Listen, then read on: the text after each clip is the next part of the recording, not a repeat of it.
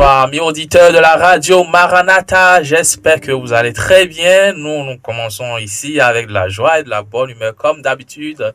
Émission spéciale aujourd'hui encore avec le thème comment préparer son année scolaire sur le plan sanitaire. Les 2 derniers samedis qui ont précédé ce samedi, nous discutions de comment préparer son année scolaire sur le plan spirituel et ensuite sur le plan académique. Le samedi dernier, un psychopédagogue était de passage ici. Un enseignant aussi, pardon, ils étaient là et ensemble avec eux, nous avons discuté autour de cette thématique. Il y avait tellement de choses à dire. On a même manqué de temps à la fin. J'espère que vous en avez beaucoup appris. Et ce soir, nous sommes avec 2 médecins. Vous l'avez certainement déjà vu sur le visuel. Et aujourd'hui, nous aurons le temps de discuter un peu plus avec eux. Je suis avec Jennifer, bonsoir. Bonsoir Chama, bonsoir à nos amis auditeurs, bonsoir aux invités qui n'ont pas encore le droit de parler. Eh oui, ils sont là, Monsieur Janotin et Madame Hongbeji, ils sont là et nous allons discuter ensemble tout à l'heure. Comment préparer son année scolaire sur le plan sanitaire, c'est le thème autour duquel nous allons discuter ce soir. Et pour cette discussion, nous avons avec nous 2 professionnels. Madame Hongbeji Marinel, bonsoir. Bonsoir Chama. Vous allez très bien? Je vais très bien. Et chez vous? Ça va aussi. Ça fait drôle de demander aux médecins comment ils vont aujourd'hui. Aujourd'hui, c'est moi qui pose les questions. Bonsoir, monsieur Mr. Janotin. Bonsoir Chama, j'espère que tu te portes bien. Oui, je vais très bien et vous? Je vais bien aussi. Ok, d'accord, super. Et on va vous laisser l'occasion de vous présenter avant d'aborder le vif du sujet. Docteur Marinel Hongbeji, en plus d'être médecin, vous faites quoi? Merci Chama. Alors je suis médecin généraliste ou docteur en médecine générale. C'est si pareil. Vous voulez. C'est pareil.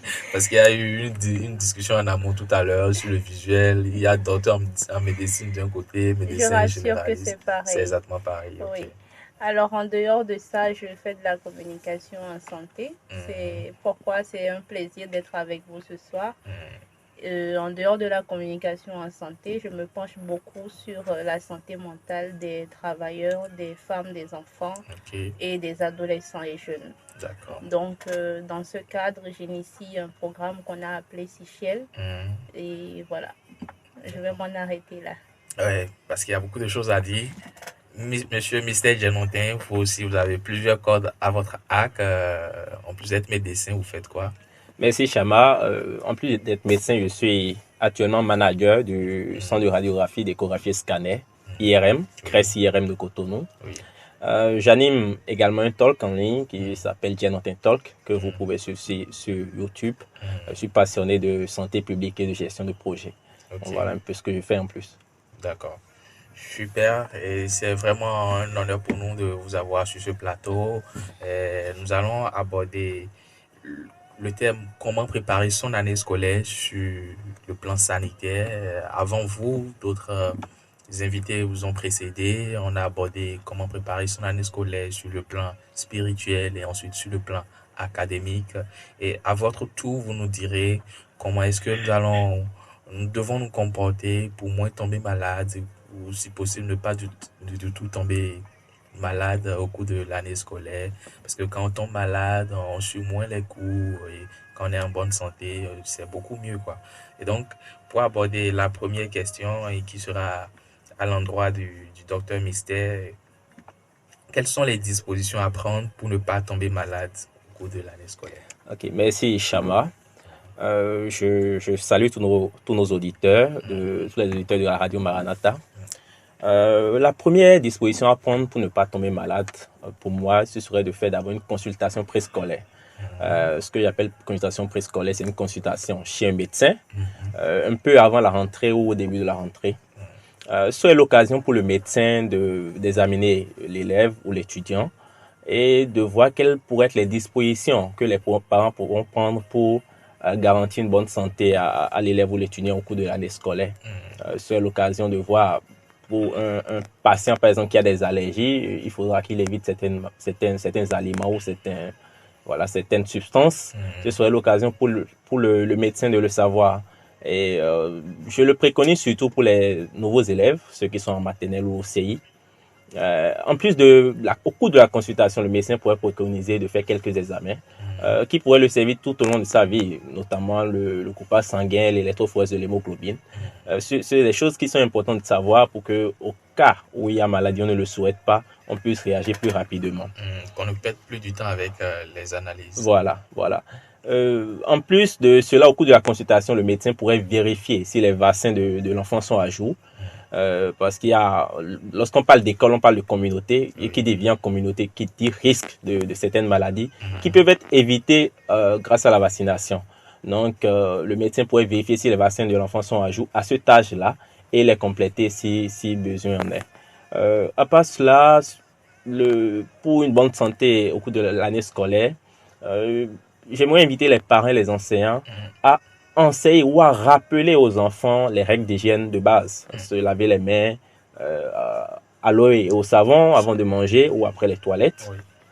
Et également d'autres règles d'hygiène comme se brosser les dents matin et soir, bien laver ses habits pour ne pas les porter sales. Ne pas les laver dimanche soir, ne pas les sécher au soleil. Parce que les sécher au soleil, c'est important. C'est important de ne pas les porter humides parce que cela augmente les risques de faire certaines infections cutanées. J'aimerais ajouter aussi que la rentrée, ça se fait souvent en période de pluie. Et qui dit pluie au Bénin, dit paludisme, dit maladie respiratoire chez les enfants. Donc il est important que les parents puissent prendre les précautions en début de rentrée pour bien protéger les enfants, notamment contre le froid pour éviter la maladie respiratoire, pour qu'ils dorment sous moustiquaire pour éviter le paludisme. Et enfin, il faudrait avoir une alimentation saine. Et qui dit alimentation saine? Concernant l'alimentation, nous allons l'aborder tout à l'heure. Plus tard, voilà. Et nous allons donner la parole au docteur Marinelle. Elle a certainement d'autres dispositions ou en plus des dispositions de M. Genotin, elle pourrait également faire des compléments par rapport à ces dispositions. Merci, Chama. Je crois que c'est super parce que le docteur Genotin, Mystère, il a abordé plusieurs aspects. Ce que moi, je vais compléter, parce que c'est juste un complément, c'est qu'il faille que chaque parent puisse connaître la santé de son enfant. Chaque enfant est vraiment unique. Alors, pourquoi je dis ça? Il y a des enfants, on le sait, qui sont peut-être drépanocytaires, qui portent peut-être un déficit en G6PD. Ce sont des enfants qu'il faut garder de façon particulière. Donc, en allant en consultation avant la rentrée avec ces enfants-là, vous avez des indications que le médecin vous donne comme une ligne de conduite qui vous aide à cheminer tout au long de l'année. Alors, en dehors de ça, il y a le déparasitage qu'on fait souvent et qui se fait à une fréquence donnée. Donc, ça, c'est déjà bien de pouvoir se rendre à l'hôpital, dans un centre de santé, pour bénéficier de ce déparasitage-là à la bonne fréquence, selon ce que le médecin vous dit. Alors, en dehors de ça, Dr Mistel l'a dit tout à l'heure, il faut préparer l'environnement avant même la rentrée. Préparer l'environnement, c'est connaître les allergies justement de l'enfant. S'il a des allergies peut-être à la poussière, il faut pouvoir humidifier la cour, les endroits où il y a la poussière avant de les balayer. Parce cour de l'école ou non, la cour de la maison. Okay, la cour de la maison. En fait, c'est un environnement dans lequel l'enfant doit pouvoir vivre qui va le préparer à entrer dans l'univers de l'école en toute sérénité, avec toute son énergie. Et donc, il y a les moustiquaires, il y a les grillages sur les portes. En fait, tout pour protéger l'enfant, si c'est peut-être anti-moustique, etc. L'option qui vous convient le mieux, en tout cas. Alors, en ce qui concerne l'école, vous avez demandé si on peut humidifier la cour de l'école. Pourquoi pas? C'était juste pour avoir une précision. Mais oui, on peut le faire. En général, c'est les enfants, c'est les étudiants qui balaient les cours de l'école. En tout cas, dans nos écoles ici. Donc, ça ne prend pas 5 minutes de verser de l'eau avant de balayer, ça ne prend pas 5 minutes.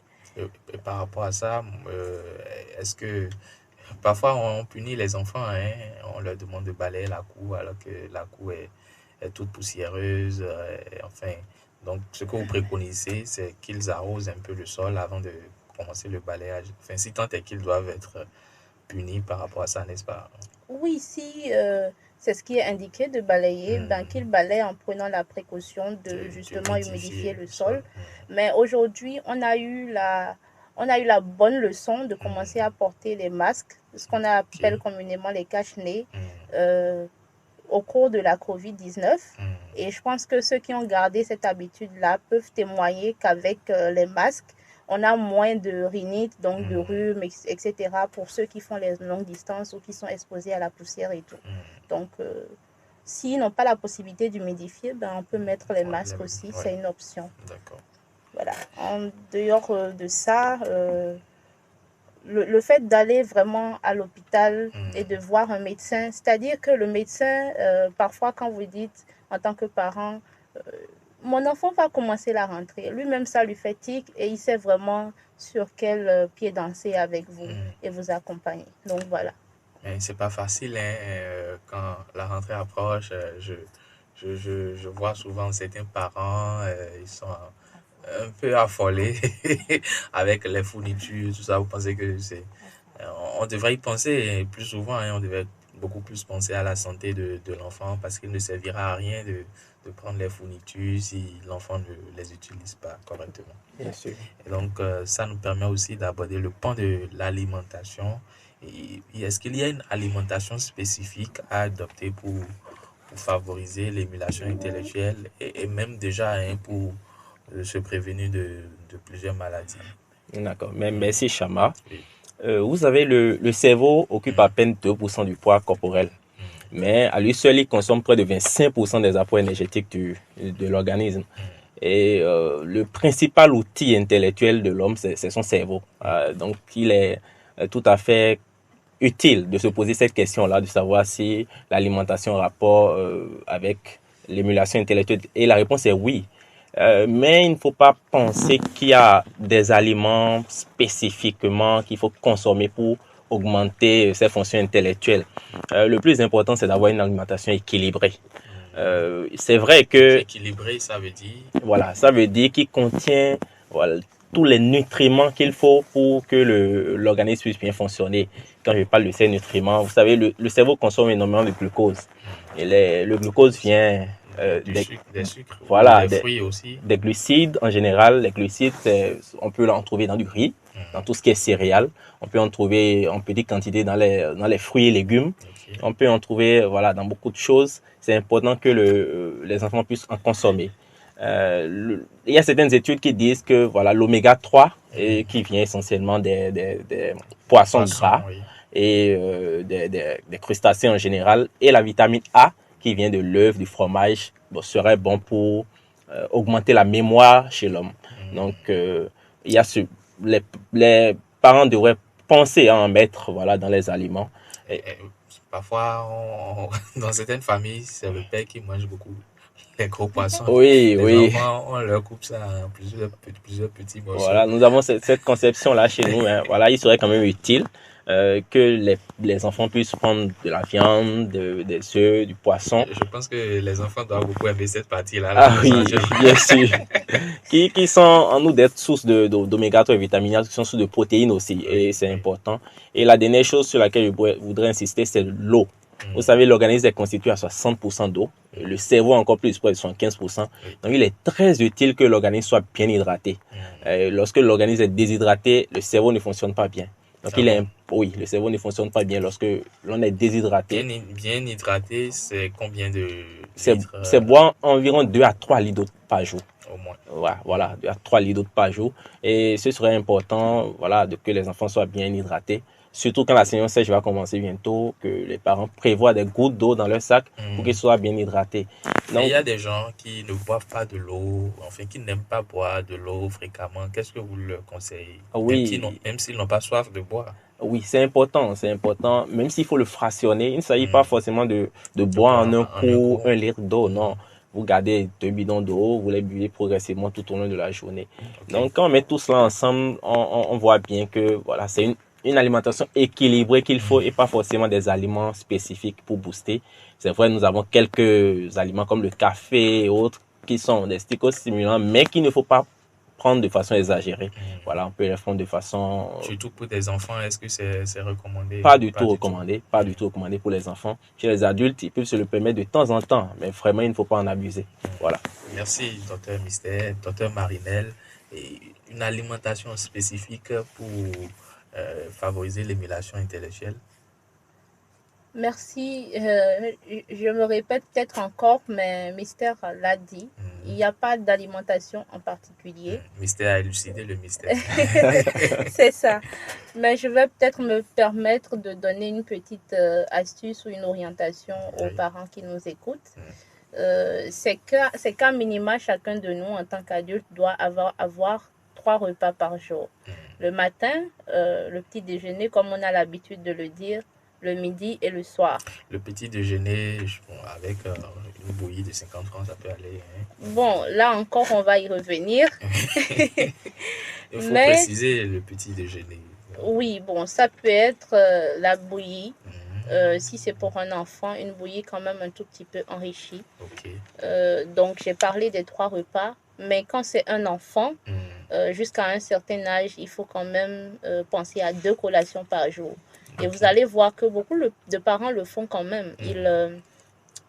Les enfants prennent le petit déjeuner le matin avant de partir, mais ils ont un petit quelque chose dans le sac pour 10 heures en général, la récréation. Ce qu'on appelle communément le goûter. Voilà, donc il y a un goûter le matin et il y a un goûter autour de 16 heures.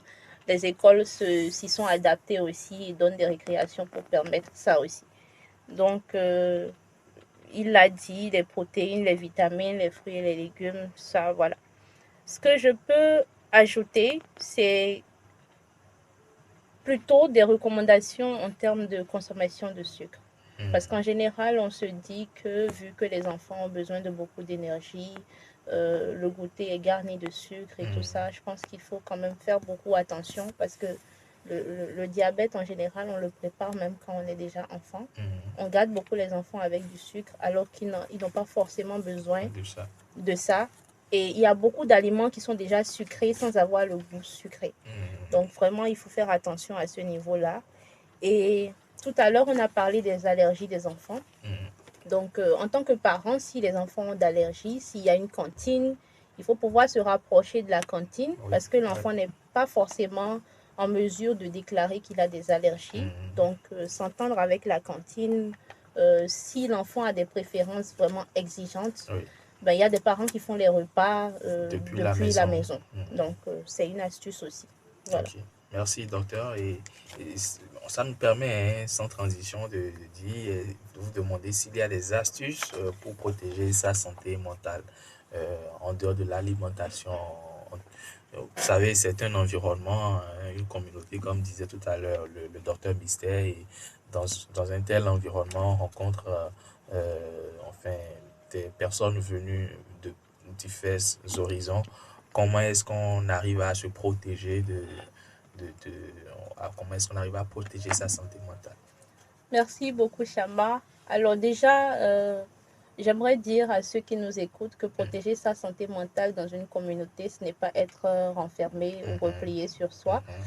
En tant que parents, ce qu'on peut faire, c'est que nous envoyons les enfants dans une communauté challengeante, je vais dire ça comme ça. Oui.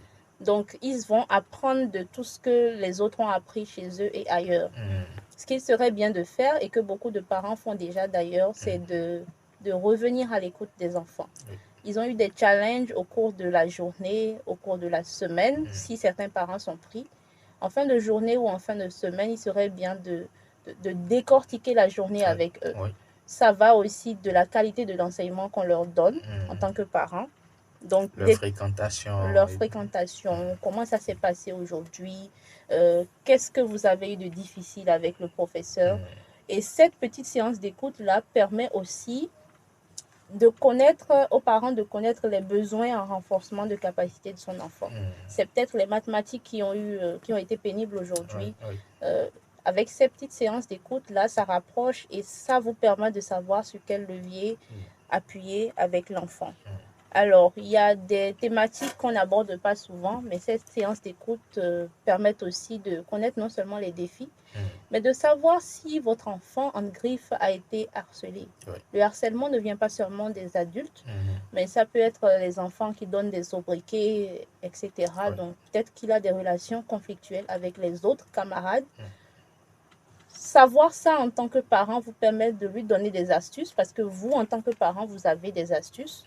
Mais lui, il ne sait pas forcément comment réagir. Oui, oui. Donc, vous lui donnez des astuces à ce niveau-là aussi. Vous savez s'il a besoin de répétiteurs, etc. En gros, c'est de pouvoir renforcer la résilience et la confiance de l'enfant. Et vous ne pouvez pas le faire en étant totalement absent de sa vie. Parce que c'est comme, je donne souvent un exemple. Vous voyez quand un parent promet un jouet à un enfant, Oui. même sans l'avoir, l'enfant se vante déjà et dit, moi, mon papa m'a promis un jouet Ouais, c'est une auprès de fierté ses pour lui, camarades. oui. Voilà. C'est pour dire en fait que l'enfant a un certain support, a une place particulière pour les parents dans son cœur, dans sa vie. Il ne faut pas laisser cette place-là vide. Il faut l'occuper parce que si on la laisse vide, ben, d'autres choses, d'autres soucis, d'autres méfaits Réflexion, oui, vont oui. venir peupler en fait cette place-là. Donc, c'est Voilà. c'est très important de prévoir des récompenses pour son enfant, c'est ça, hein? Oui, c'est très important. Ok. Docteur Mystère. Oui, merci, Oui. merci Chama. Merci à Dr. Ngwedi qui a énormément parlé de la discussion. Je pense que c'est très important. Oui. Du point de vue des parents avec leurs enfants, mais aussi du point de vue de l'apprenant lui-même, qui doit discuter avec ceux qui sont autour de lui, avec des gens qui a confiance, des gens qui ont une bonne écoute. Bonne écoute, c'est-à-dire des gens qui peuvent vraiment l'aider à régler son problème ou qui peuvent lui apporter un certain réconfort. Ça peut être les parents, ça peut être les amis, ça peut être le pasteur à l'église. Oui. Ensuite, je pense qu'il faut ajouter, il faut faire du sport. Bon, on pourrait se dire, mais quel rapport avec la santé mentale? C'est très important parce que le sport permet de libérer dans l'organisme certaines substances qui permettent de se relâcher. Bien sûr. Donc, c'est important de faire du sport, de manger équilibré. Ça favorise aussi d'avoir une bonne santé mentale. J'aimerais ajouter aussi qu'il faut avoir un bon sommeil, un sommeil de qualité. Vous savez, un bon sommeil, c'est combien d'heures pour les voilà, enfants? pour les enfants, 7 heures de sommeil par nuit, ou 7 heures de sommeil par jour, parce qu'il y a des gens qui font des siestes, mais le sommeil de la nuit, c'est très important, parce que voilà, ça, il permet de se régénérer, voilà. Donc, avoir un sommeil, j'ai dit sommeil de qualité, parce que voilà, souvent, nous nous couchons avec nos téléphones aujourd'hui, c'est important de laisser ça. Voilà, la lumière. La lampe allumée et tout. Exactement. Le lit mal dressé. Le lit mal dressé. Voilà, c'est tout ça là ne favorise pas d'avoir un sommeil de qualité. Il faut laisser le téléphone au moins 30 minutes avant de dormir. Voilà, il faut dormir dans un environnement calme, etc. Donc, je pense que c'est des astuces qui peuvent aider à avoir une bonne santé mentale. J'aimerais ajouter en plus qu'il faut éviter les substances psychoactives. L'alcool, le tabac, la drogue, tout cela nuit à la santé mentale. Donc, je vois, c'est quelques astuces quelques conseils que je pourrais donner aux apprenants, aux étudiants pour conserver une bonne santé mentale. Je pense que sommeil de qualité, ça ne veut pas dire qu'il faut dormir tard et refuser qu'on vous réveille le matin, les amis. Donc, c'est très important de calculer ces horaires-là et de dormir suffisamment tôt pour avoir le dormir à des horaires fixes. C'est assez important. Il faut essayer autant que possible de dormir et de se réveiller à des heures fixes. Ça aide l'organisme, le cerveau à bien s'organiser, à savoir, voilà, vous allez vous y habituer progressivement. À 6 heures, à 5 heures, vous vous réveillez de façon spontanée. Vous n'aurez plus besoin d'alarme et autres. C'est important. Super. Donc, c'est également important, chers amis, de faire de vos parents, vos confidents, j'allais dire, quand vous rentrez le soir, même quand ils ne font pas le premier pas vers vous, si vous avez des difficultés, n'hésitez pas à aller vers vos parents et à échanger avec vous. Le parent avec lequel vous êtes le plus à l'aise, hein, ça peut même être votre grand frère parfois qui sait de pondre vos parents et tout. Jennifer, tu as une question à l'endroit des invités? Oui, j'ai une question pour Madame Ngwedi. J'aimerais savoir comment aider un enfant qui a une capacité de rétention difficile à l'école. Est-ce que déjà c'est une maladie? Est-ce que ça se soigne? Ou comment est-ce que l'enfant pourrait mieux retenir ses cours pour mieux travailler en classe? D'accord, On parle merci. souvent des aides-mémoires avec Le du miel, miel. les consorts, voilà. Donc, dites-nous tout, docteur. D'accord, merci beaucoup Jennifer. Je pense que je vais commencer à puiser dans ce qu'on a déjà dit. Une alimentation équilibrée, c'est la première règle d'or. L'autre chose aussi, c'est qu'il faut connaître son enfant. Quand je l'ai dit au début, je ne suis pas forcément allée dans tous les détails, mais il y a des enfants ou des personnes tout simplement qui apprennent beaucoup plus par l'apprentissage, par la La répétition. répétition. Si cette personne répète plutôt à haute voix pour mieux cerner, ben qu'elle y aille, qu'on l'y aide. Si cette personne a plutôt besoin d'écrire sur un tableau pour cerner, qu'on y aille. Si c'est plutôt... certains disent en écoutant la musique, etc. Ça, je ne sais pas si c'est forcément vrai, mais il y a des personnes qui s'auto-enregistrent et s'écoutent plusieurs fois. Si en tant qu'élève, en tant qu'étudiant, c'est ce qui marche pour cette personne, je pense qu'il faut permettre à l'enfant de pouvoir y aller. En dehors de ça, pour améliorer la capacité de rétention, vraiment dans des cas particuliers, le médecin peut conseiller ou recommander des aides-mémoire. Je connais des parents qui en donnent toute l'année aux enfants. Ce n'est pas ce qui est recommandé. Donc, les aides, une posologie. il y a une manière de donner, il y a une durée au cours de laquelle il faut donner. Donc, en général, on voit que les parents peuvent juste à une semaine de la rentrée booster les Surtout quand enfants. les examens approchent C'est aussi. une charge qu'on envoie au cerveau et ce n'est pas idéal. Il faut préparer l'enfant depuis un certain mois, d'où l'option de justement aller voir le médecin. Et quand je parlais d'alimentation équilibrée, docteur Dialontin l'a dit tout à l'heure, les oméga 3 qu'il y a dans le poisson, les protéines en général, la viande, les œufs participent beaucoup à une amélioration en fait, à donner tout le potentiel au cerveau. Donc, ne pas avoir une bonne capacité de rétention en soi, ce n'est pas une maladie. Mais n'hésitez pas, si vous voyez qu'il y a d'autres problèmes au niveau de l'enfant, vraiment ne pas hésiter à lui demander ce qui ne va pas pour qu'il s'exprime, parce que parfois le problème est peut-être tout ailleurs. Peut-être qu'il a des difficultés dans la matière, peut-être qu'il a des difficultés avec l'enseignant qui est en train, peut-être qu'il ne supporte pas l'enseignant qui est là. Justement, j'avais une question par rapport à ça. Voilà. Nous avons aussi des répétiteurs qui frappent beaucoup les enfants. Est-ce que déjà le bâton, châtiment corporel ou je dirais le bâton, aide à ce que l'enfant soit meilleur en classe, participe à ce qu'il soit meilleur ou est-ce qu'on peut l'éviter? Alors, c'est une question, je ne sais pas si c'est une question piège, mais je vais peut-être vous choquer. Moi, je pense qu'on n'a pas forcément besoin du bâton. On a énormément de manières de punir ou d'amener quelqu'un à faire ce qu'on veut. Il y a la manière d'aborder les situations avec les enfants. Il y a la manière de conscientiser les enfants. Il y a ce qu'on appelle le bâton et la carotte, mais je le dis entre griffes, parce que la carotte, c'est le fait d'utiliser un système de récompense avec les enfants pour les amener à faire ce qu'ils doivent faire. Je me souviens, par exemple, dans mon parcours avec mon père, chaque fois que tu avais de bons résultats, par exemple, il te donnait quelque chose. Donc, mon premier appareil photo, par exemple, je l'ai eu parce que j'ai eu une bonne note quelque part, etc. En fait, c'est un système qui fait que tu associes tout ce que tu as de bien à tes résultats. Du coup, qu'est-ce que ça peut te faire d'autre que te booster à mieux faire? Donc, je pense qu'on n'a vraiment pas besoin. Et puis, si on est à l'écoute de l'enfant, vraiment, je pense que ça va mieux que si on tape. Personne n'a vraiment envie d'être battu. Hein. Personne. C'est ça. Merci beaucoup. Je vous en prie. Merci, docteur Marinel. Je pense que le docteur Mystère aussi brûle d'impatience d'aborder le sujet. D'accord, merci Chamara. Merci à Jennifer pour la question. Je ne voudrais pas revenir sur la question du châtiment corporel. Je pense que le docteur Rumbedji a assez très bien répondu.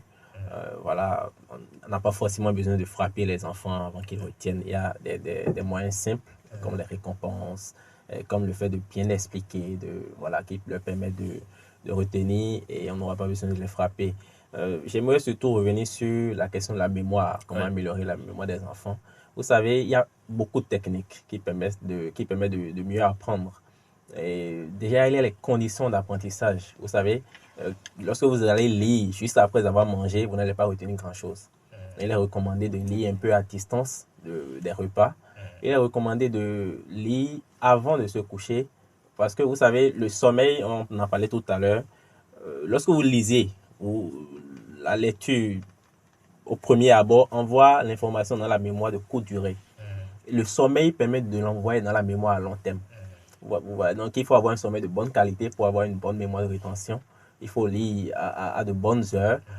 Il faut lire ça dépend de chacun en fait. Il y a certains qui préfèrent lire juste avant de dormir. Il y a certains qui préfèrent lire tôt le matin parce qu'il fait frais, ça leur permet de bien lire. Il y a d'autres techniques comme ça qui permettent de mieux retenir. Voilà, donc il faut se connaître en fait. Il faut se connaître. Il ne faut pas vouloir que son enfant fasse exactement comme tout le monde le fait. C'est pas parce que chaque enfant est unique. Chaque enfant est unique. Il faut savoir, voilà, détecter la meilleure façon pour lui de retenir. Certains ont une mémoire visuelle. Il y a certains, dès qu'ils vont lire quelque chose, ils le retiennent. Il y a d'autres qui ont une mémoire auditive. Vous allez voir des enfants, ils ne lisent jamais leur cours à la maison parce qu'ils ont bien suivi l'enseignant à l'école. Ils ont tout retenu parce qu'ils ont une bonne mémoire auditive. Il y a des gens qui ont une mémoire graphique. Avec les dessins et tout ça, les organigrammes, ils retiennent beaucoup plus vite. Voilà, donc il faut savoir se connaître. Pour les étudiants, se connaître et pour les parents, bien connaître les élèves, les petits-enfants. Absolument. Et donc, docteur, je disais, docteur Mystère, bien sûr, comment est-ce qu'on s'organise bien? C'est vrai qu'on en avait brièvement discuté le samedi dernier avec le psychopédagogue, mais est-ce que vous voulez aborder la question différemment? Merci, Chamba. Je pense que la première des choses, lorsqu'on est apprenant, c'est d'avoir d'abord un bon programme. Oui. Un bon programme d'études, un programme qui intègre, pas seulement d'études, un programme qui intègre toutes ces activités en fait. Un programme qui cherche l'équilibre entre le travail, entre je vais dire l'amusement, on va le dire comme ça, puisqu'on parle des enfants, et voilà, on parle en général de 8 heures d'études, 8 heures de repos et 8 heures de sommeil. Donc, je pense qu'il faut chercher cet équilibre-là, intégrer toutes les activités qu'on fait, intégrer son temps de sommeil, intégrer les cours qu'on fait et pouvoir s'organiser. Cela va vous permettre de mieux vous organiser pour travailler. Il faut voir les bonnes heures, en fait, qui vont vous permettre de mieux assimiler vos cours. Si vous savez que c'est tôt le matin que vous assimilez le mieux, eh bien, vous mettez vos heures d'études, vos heures de travail aux premières heures de la journée. Vous essayez de vous réveiller un peu tôt pour le faire, avant de faire vos activités quotidiennes et vous rendre au cours.